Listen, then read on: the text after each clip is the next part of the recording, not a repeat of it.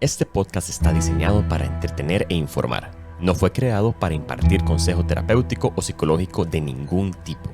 Siempre consulte con su profesional de la salud mental ante cualquier duda sobre estos temas. Muy buenas amigos y amigas, estamos aquí en la ratica de Skinner, el lado B de la psicología. Hoy estoy aquí con mi buen amigo Susurro.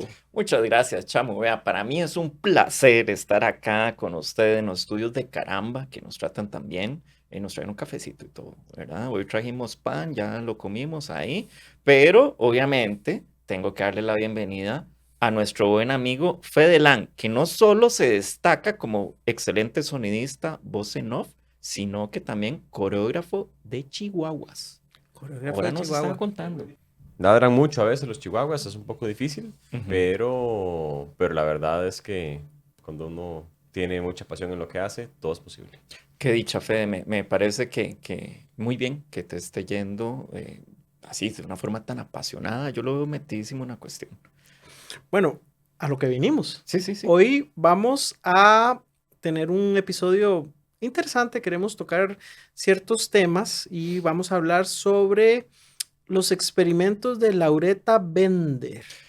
Chamo, es que hemos hablado en episodios anteriores y quienes no lo han visto, los pueden ir a buscar, por ejemplo, en el experimento monstruo, ¿verdad? Que hay cosas que se tratan de hacer, pero que a veces no salen como deberían de salir, sobre todo con población infantil.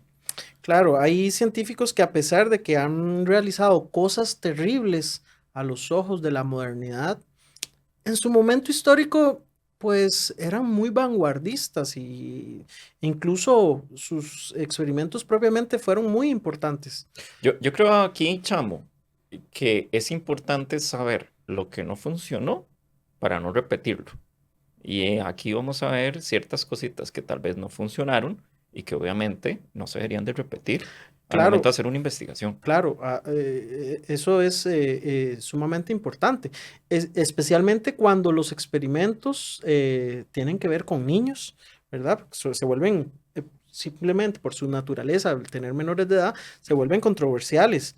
Sin importar el momento histórico, los experimentos con niños siempre van a ser controversiales. Chamo, hoy vamos a hablar de los experimentos de Lauretta Bender, que tal vez el nombre no suena mucho, ¿verdad? Así como al inicio, pero sí suena el apellido, sobre todo eh, a quienes nos dedicamos a la psicología, Bender. Claro, vamos a ver, cuando llevamos a alguno de nuestros hijos a un psicólogo, usualmente 9 de cada 10 Ujú. psicólogos, más o menos, utilizan el famoso test de Bender, el test visomotor de Bender. Chamo, aquí haciendo un paréntesis, ¿vos te acordás los primeros cursos de psicología y lo primero que le dan a uno era aplica el test de Bender porque eran los primeros y usted ya se sentía como, ¿verdad? Como los primeros acercamientos a un test como tal.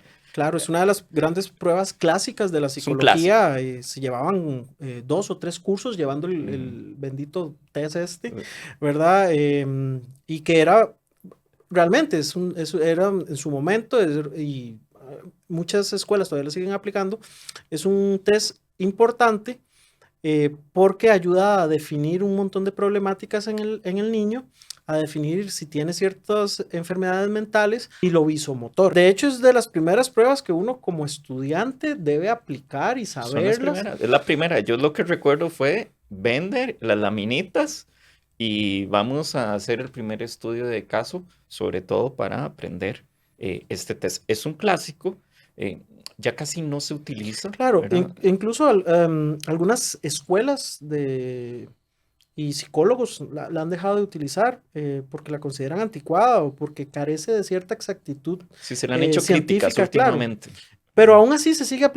sigue aplicando por varios motivos. Primero, porque es una prueba clásica y segundo, porque es muy económica.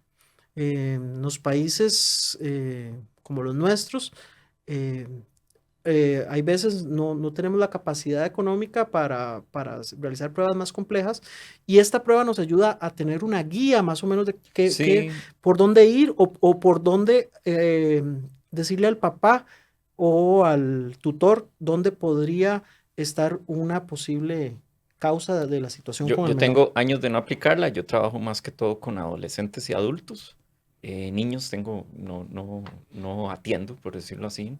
Eh, pero recuerdo que daba muy buenos resultados. Entonces, si alguien lo está aplicando, nada más estamos hablando de una crítica que se le ha hecho a nivel general, pero hoy en día sigue siendo aplicada. Pero chamo, no Muchachos, vamos, sí. pero una pregunta, digo, generalmente no hablamos de cosas que están bien y perfectas Ah, en la sí. ratica de No, Skinner. ¿Qué hay No. detrás de esto? Porque estoy seguro que hay alguna historia o algo. Vea, Fede, a eso eso íbamos. íbamos, claro. La doctora Laureta Bender tiene un lado oscuro, ¿verdad? Y que por eso está hoy en el programa de la ratica de Skinner. Oiga, chamo, me gusta eso porque siento como que de un momento a otro estamos dando un sello de la ratica de Skinner y por eso vamos a hablar, a sacar unos trapitos por ahí que son interesantes. Bueno, vamos a comenzar, como toda Ujú. narratica, vamos a comenzar con una historia, ¿verdad? En 1944, a la edad de 6 años, Ted Chabansinski fue llevado por sus padres adoptivos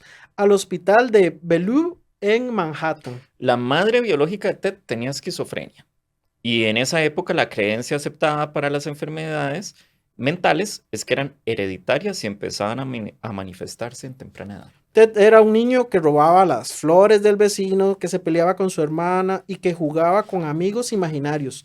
Todo esto llevó a pensar a sus padres adoptivos que la esquizofrenia de su madre se estaba empezando a manifestar en el niño. Pero eso no hace un niño normal. O sea, digo, lo que me estás contando son travesuras, discusiones con hermanos, el famoso amigo imaginario de ciertas edades. Sí, vea, por lo general lo que se le conoce como niños normotípicos, para utilizar un término ahí Más como técnico. más técnico, Niño ¿verdad? normotípico se le dice al niño sano, por Ajá. decirlo de una forma elegante, técnica. Técnica, ¿verdad? Usualmente hacen eso, ¿verdad? Yo también voy con Fede, me parece que es algo normal ir a robar flores, bueno, hacer travesuras en específico es algo normal. Sin embargo, también tenemos que ubicarnos en la época En el momento histórico. y también en la situación muy específica. La creencia era que la esquizofrenia era hereditaria, la madre biológica tenía esquizofrenia, los papás adoptivos dicen, ¿será que esto está relacionado con la esquizofrenia?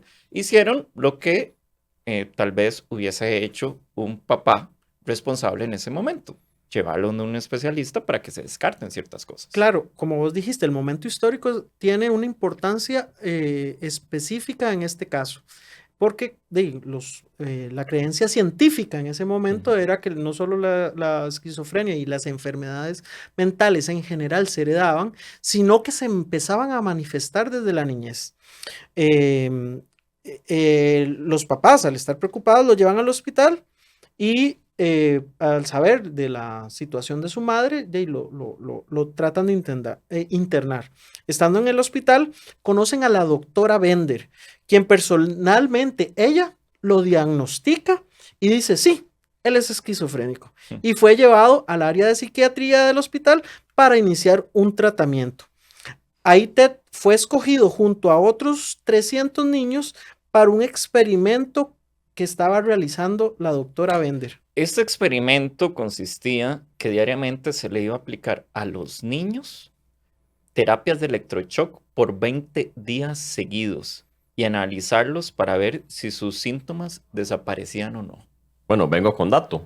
La terapia de electroshock inició en 1930 y también era conocida como electroconvulsiva. Es un tratamiento psiquiátrico en el cual se inducen convulsiones aplicando electricidad directamente en el cerebro con un aparato eléctrico llamado estimulador electroconvulsivo. En ese momento histórico también, para agregar un poquito al dato, gracias Fede por el dato, las terapias de electroshock se daban sin anestesia y sin relajantes musculares. Entonces la persona podía quebrarse los dientes al apretarlos y podía tener problemas de los esfínteres y podían defecarse y orinarse. Qué fuerte, qué fuerte. Entonces, bueno, aparte de ese experimento, la doctora de esos grupos tomó a 15 niños de 6 años con diagnóstico de esquizofrenia y les aplicaba terapia de electroshock, pero antes los ponía a dibujar, Ujú, ¿verdad? Ponía a dibujar la figura humana ujú, antes del electroshock, inmediatamente después del electroshock y 15 minutos después del electroshock, para ujú. ver cómo tenía la percepción del cuerpo humano el niño a través del ¿Y dibujo. qué encontró ahí? Bueno, en cada una de las etapas eh, era diferente el dibujo. La primera etapa, los dibujos eran usualmente más completos, más detallados. Después del electroshock, el dibujo era difuso, no estaba completo.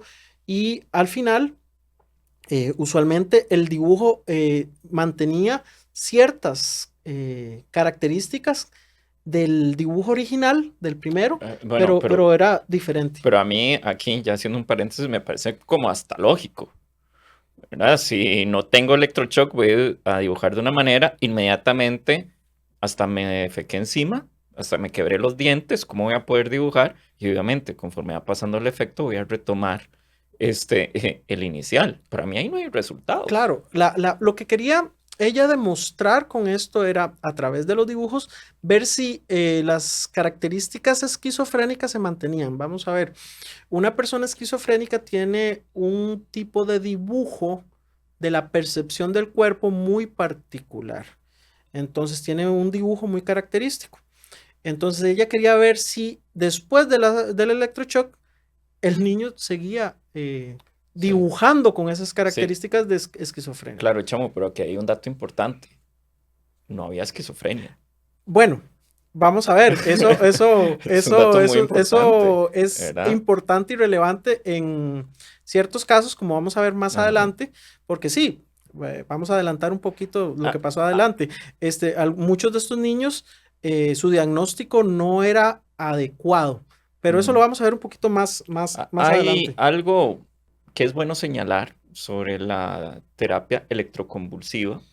Eh, Hoy en día se sigue aplicando, pero Claro, se en muchos aplica países del mundo. en lo conocido como segunda línea. ¿Qué significa esto? Una segunda línea es que después ya de todos los procesos, tratamientos, se acude a este tipo de Ajá, terapia. o sea, es decir, cuando todo ha fallado, Ujú, cuando las terapias han fallado, cuando la medicación ha fallado, cuando las terapias incluso quirúrgicas han fallado, requiere una de segunda línea. Eso es todo un tema, ¿verdad? Que no vamos a ahondar. Obviamente hay gente que está a favor, en contra. Sí ha cambiado la forma en que se aplica. Ajá, Obviamente ya hay anestesia y otro tipo de cosas, pero bueno, hay todo un movimiento que también está en contra de las terapias claro, que electroconvulsivas. eso lo veremos un poquito más Ujú, adelante.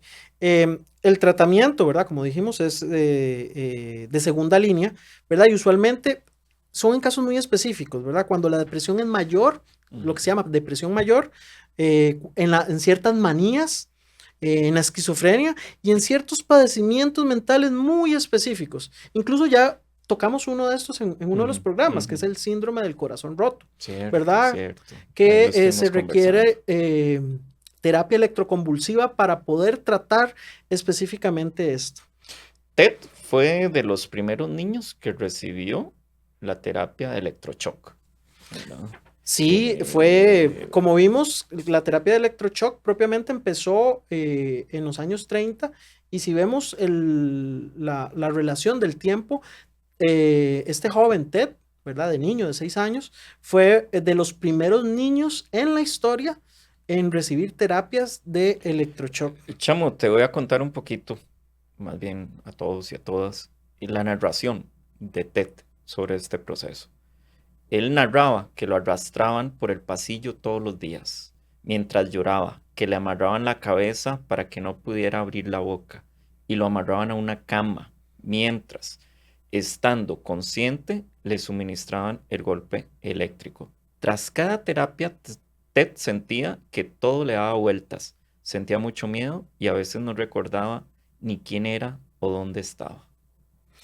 Eh, mm, Qué fuerte. sí, por la falta de tratamientos adecuados para menores en esa época, em, por desgracia, muchos psicólogos, muchos psiquiatras alrededor del mundo empezaron a seguir e imitar los tratamientos de la doctora Bender, porque para ese momento se consideraban vanguardistas Y era muy respetada. y no solo respetadas, sino que estaban, según los informes, funcionando. En 1947, Bender publicó un estudio donde narraba 98 casos donde usó el tratamiento para tratar esquizofrenia en niños. Ella defendía el valor terapéutico de estas terapias a pesar de ser terapias altamente Especulativas. ¿Qué quiere decir eso? Que no se sabía si sus ¿Funcionaban o no? resultados funcionaban o no. Sí. ¿Verdad? En 1950, Bender abandonó las investigaciones con electroshock. Esto debido a que otros estudios y críticas salieron sobre los daños que la terapia de ella podrían causar en cerebros en desarrollo, daños irreparables, y que la terapia no había mejorado a los niños en absoluto. O sea, estamos hablando casi por 20 años, ella utilizó esta terapia, y hasta que empezaron otros científicos a hacer los estudios de comparación y de análisis en mediano plazo, ¿verdad? En 20 años, se dieron cuenta que más bien los efectos eran contraproducentes, y en vista de esto, ella decide terminar de aplicarlos. Bender fue muy criticada en los años 40 por muchos especialistas de cuándo es adecuado iniciar con tratamientos nuevos o experimentales con menores de edad. Ya habíamos hablado del caso Monstruo. Vemos que se van aglomerando ciertos casos que ya empezó a encender las alarmas y decir, hey, como hay que tener un límite aquí, ¿verdad? Claro, como dijimos al principio, los casos donde hay niños involucrados siempre generan críticas. Y esta es una crítica muy importante que incluso en la actualidad se sigue haciendo. ¿Cuándo es adecuado iniciar terapias o procedimientos experimentales con menores de edad? La pregunta ética se ha mantenido incluso hasta nuestros días con no solo esta terapia, sino con otro tipo de terapia. Eisenberg, un psiquiatra en 1957, hace una crítica muy directa a estos experimentos de Bender. Él trabajaba en el hospital Johns Hopkins. Trabajaba con ella. Sí, y dice prácticamente esto no curaba a nadie, sino que empeoraba a los niños causándoles daños irreversibles, y sus críticas no fueron tomadas en cuenta. En ese momento. ¿Por qué? Porque ella era un personaje que tenía un valor académico muy grande. Entonces, las críticas que le hizo este colega de ella, que trabajaban juntos, al principio no fueron tomadas en cuenta. Bender también, en medio de esta época, empezó a trabajar y a experimentar con drogas alucinógenas, con niños, drogas como el LSD, y otro tipo de drogas alucinógenas fuertes, para ver si podía controlar los episodios esquizofrénicos, e incluso trabajó con este tipo de drogas con niños autistas. En defensa de ella, en esta época no existían los tratamientos con psicotrópicos, pues no se habían inventado. Andaba en búsqueda de algo. Sabemos que hoy en día, ¿verdad, Chamo? Se está experimentando con LSD, ¿verdad? Que hay todo un estudio. Pero a ver, en esa época era totalmente nuevo, ¿verdad? No están los resultados que tal vez están evolucionando ahora sobre cierto tipo de medicamentos. Y creo que Bender estaba como buscando una solución y no tenía las herramientas necesarias para esa solución. Y desgraciadamente, hay veces la ciencia tiene que pasar ciertas fronteras para buscar resultados. Eso es una de las grandes críticas generales de la ciencia, que para poder conseguir resultados hay que hacer experimentos. Y sí, uno puede decir, hey, podemos hacerlo con animales, sí, podemos hacerlo con... Sí, pero en cierto punto hay que hacerlo con humanos. Ahora bien, si vemos la época, muchas normas éticas, como hemos hablado en programas anteriores, no estaban trazadas de forma adecuada.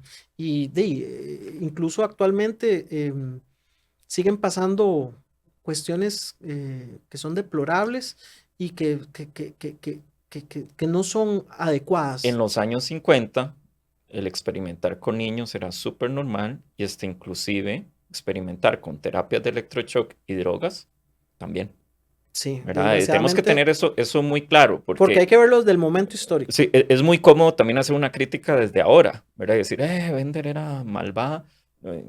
No No sé, necesariamente, ¿verdad? ¿verdad? Una cosa es hacer un experimento con maldad, Ajá. alevosía y dejar a los niños indefensos, por decirlo Ujú, así, como hizo el doctor del experimento monstruo en los ujú, años 30, sí. como lo vimos en un programa pasado, a hacer el experimento y que los resultados arrojen de que no funciona e irse por otra ruta.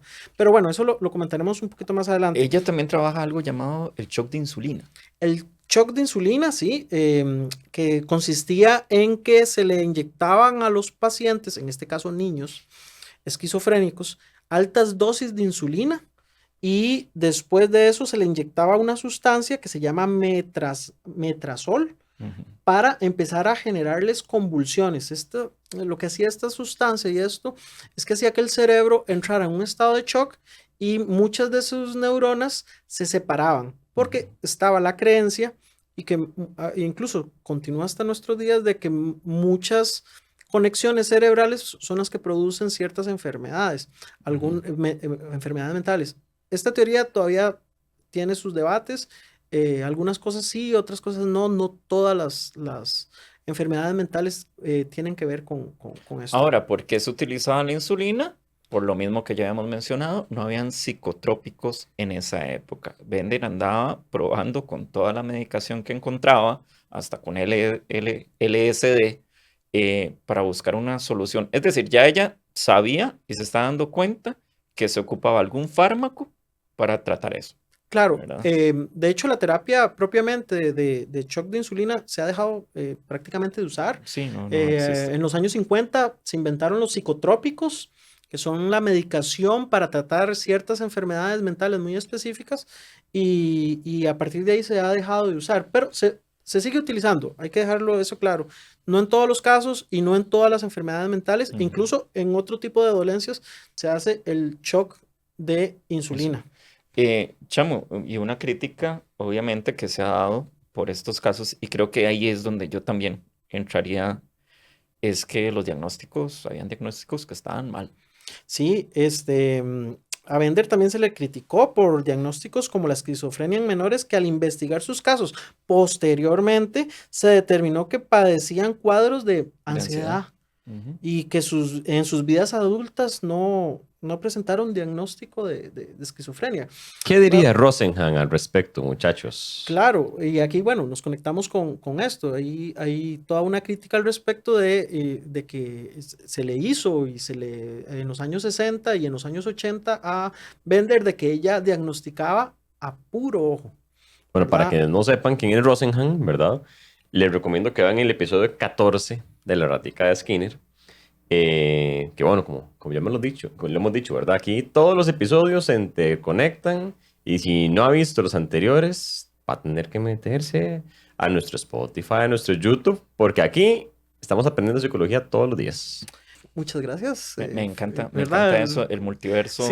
que se está haciendo y no, a mí me encanta, usted sabe que me encanta, que Fede está Apropiándose, aprendiendo ¿no? Y apropiándose del claro, tema. claro, Él va a las fiestas familiares y dicen, ¿qué diría Rosenham al respecto? exacto. Así, así, me encanta, me encanta. Más que lo que diga Rosenhan, me interesa lo que digan Susurro y Chamo. No, muchas gracias, Fede, muchas gracias. Investigaciones recientes señalan que Bender se mantuvo aferrada a sus teorías especulativas y aunque en público afirmaba que sus terapias arrojaban resultados positivos, en privado se manifestaba decepcionada por las secuelas que sufrían sus jóvenes pacientes. Chamo, ella sigue experimentando en los años 60 con drogas, sobre todo para tratar la esquizofrenia y el autismo. Y ella sostenía públicamente que su terapia infantil con drogas alucinógenas incrementaba la respuesta sensorial, la actividad simpática y el tono muscular porque eran inhibidores de la serotonina y estabilizadores del sistema nervioso central.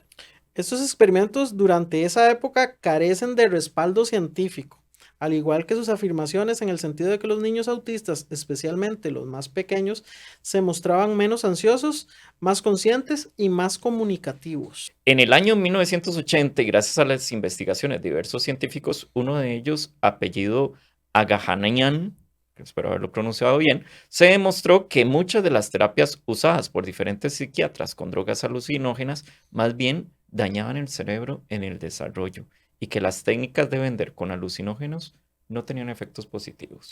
El caso de Bender es representativo de cómo una teoría, en especial especulativa, puede justificar una terapia potencialmente perjudicial, con el agravante de que ésta se aplicó a niños de edades muy tempranas, a pesar de la evidencia contraria y las críticas a sus planteamientos.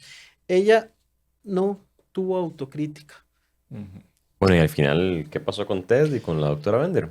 Sí, vea, como hemos señalado, el diagnóstico fue a los 6 años sobre esquizofrenia Sí, infantil de TED. de TED, ajá, a los 6 años, y estuvo institucionalizado casi toda su infancia y parte de la adolescencia. De hecho, a la edad de 17 años se le realiza un nuevo diagnóstico, nuevas pruebas, y es dado de alta y determinan que su diagnóstico fue equivocado. No sabemos qué significa exactamente equivocado, pero sabemos que se le dio de alta. Estuvo institucionalizado gran parte de su vida y él ingresa a la universidad y se gradúa como abogado. Como abogado. En 1971, TED crea un grupo de ayuda para sobrevivientes de abusos psiquiátricos. En 1982 empieza una lucha contra el uso de terapias de electroconvulsivas en los Estados Unidos que actualmente Ted es un fuerte activista de los derechos de las personas institucionalizadas en hospitales psiquiátricos. Bender muere el 4 de enero de 1987 a los 90 años y a pesar de las críticas que recibió, ella dijo nunca arrepentirse de lo que hizo en nombre de la ciencia. Como hemos dicho esa frase en este podcast, ¿verdad? Sí. En varios episodios. Vamos a ver, es que hay que entender de que muchos científicos no se arrepienten por una simple razón. Ellos en su momento histórico, que es importante señalar, no veían mal lo que estaban haciendo. De hecho, sus aportes y en general dieron frutos que han hecho que la ciencia avance. Ahora bien, la ciencia puede avanzar bajo dos esquemas. Lo que estoy haciendo da resultados positivos o lo que estoy haciendo da resultados negativos. Pero al final es un resultado. Y es un avance. Ajá. Entonces Ya sabemos que por ahí no. Sabemos que por esa ruta no, que es lo que hacía la doctora Bender. Ella llegaba y hacía estos experimentos, se le criticaba, ella veía los resultados y como lo hemos visto, ella tomaba otra ruta. A ella se le critica por ser terca, por seguir insistiendo, por seguir su corazonada y por haber hecho un montón de diagnósticos a puro ojo. ¿Verdad? Hablamos también, como dijimos anteriormente, que era una época previa a Rosenham. Entonces, los resultados a puro ojo, digamos que eran a la orden del día. Actualmente los protocolos y todo esto ha cambiado y siguen cambiando y siguen evolucionando y siguen generándose nuevos protocolos y nuevas cuestiones para evitar este tipo de cosas, pero desgraciadamente, y no solo en psicología, problemas con la ciencia se van a seguir dando. E incluso en 20 o 30 años, muchas cosas que ahorita podríamos ver normales, ciertos tratamientos, ciertas cosas podrían verse como cuestiones incluso barbáricas. Me parece que no había maldad en Bender, solo un interés de tener una respuesta. Y a veces, decía la abuela, que el camino al infierno está empedrado de muy buenas intenciones. Claro. Hay que señalar una cosa, ella sí cometió errores y mucho de lo que hizo podríamos verlo en retrospectiva como tortura, incluso algo terrible, pero no podemos asegurar ni podemos afirmar que ella lo haya hecho con maldad, que son otros 100 pesos. 100 pesos, sí. ¿Verdad? Sino que lo hizo en nombre de la ciencia y por perseguir el conocimiento. Algunas veces ella, al ver los resultados, se detenía, como dije anteriormente, y seguía por otro rumbo, como científica que era. Pero sus críticos lo que le cobran era su terquedad y hasta su imprudencia. Sí, parece que es mejor recordar a Bender por su test, según ya cuando empezamos a investigar un poquito. Bueno, gente, esto fue La Ratica de Skinner. Nosotros somos un podcast de divulgación científica. Nos gusta ese término porque es lo que tratamos de hacer. Con énfasis en psicología. Con énfasis en psicología, la psicología ciencia, ¿verdad? Y como tal, agradecemos el buen recibimiento que ha tenido a este podcast. Muchas gracias, Fede. Muchas gracias, muchachos. Y- Siempre aprendiendo con ustedes. Una última cosa, no se les olvide darnos like, compartir y visitar la página de Caramba, donde es nuestra casa que nos ayuda a realizar estos hermosos podcasts. Nos vemos en la próxima. Chao.